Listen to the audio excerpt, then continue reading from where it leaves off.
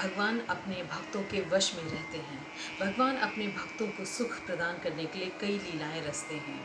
ऐसी ही एक सुंदर लीला का वर्णन आज मैं आपसे कहूँगी। हरे कृष्ण दोस्तों, आज की जो कहानी है वो भगवान की है कि वो अपनी माँ को प्रसन्न करने के लिए किस प्रकार से एक अनोखी रीति अपनाकर उनसे मक्खन मांगते हैं।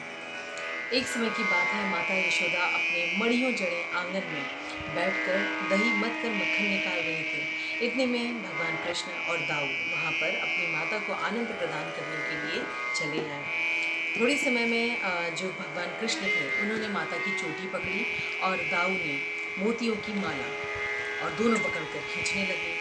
माता परेशान, क्योंकि जो कृष्ण थे वो चोटी पीछे को खींचते थे, जो माता दाऊ थे वो माता की मोतियों की माला को आगे की ओर खींचते थे। माता ने कहा, क्या हुआ तुम्हें? तो कृष्ण भगवान ने कहा कि माँ, हमें माखन रोटी खाना है, माखन रोटी दो ना। दाऊ ने भी कहा कि माता, बड़ी ज़ोर से भूख लगी है, कुछ खाने को दे दो।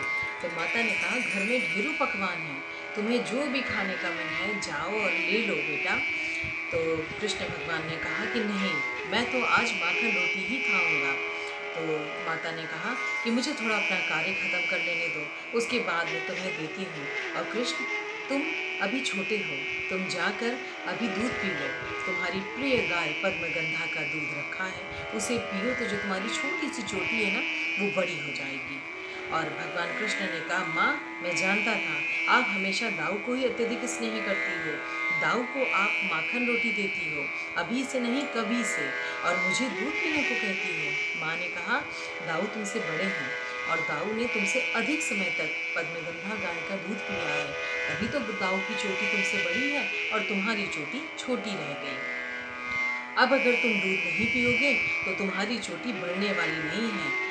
तो दाऊ भी जिद पे अड़े, कृष्ण भी जिद पे अड़े, किया तो किया क्या जाए।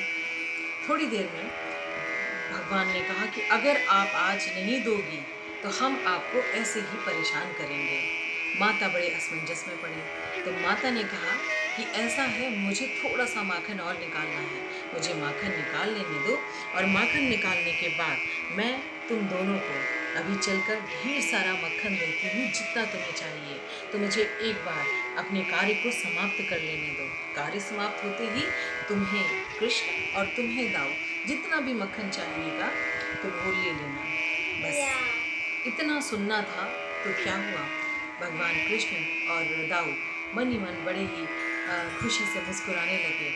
आखिर क्यों न मुस्कुराएं, उन्हें माखन चाहिए था अपनी माँ से, और माता माखन दे रही थी। तो जो उनकी इच्छा थी वो पूरी हुई। और मेन जो उनका उद्देश्य था, माता को आनंद प्रदान करना। माँ भी बड़े ही खुशी से अपने भक्त को अपने प्रिय भगवान, अपने प्रिय कृष्ण को, अपने प्रिय दाऊ को जब माखन देने लगी तो उनका जो अंतर्मन था वो खुशी से भर उठा। धन्य है ऐसे हमारे प्रभु, धन्य है ऐसी माँ। शायद हर माँ ऐसी ही होती है, वो अपने लाल को जो देना चाहती है, जो दे सकती है, वो अवश्य देती है।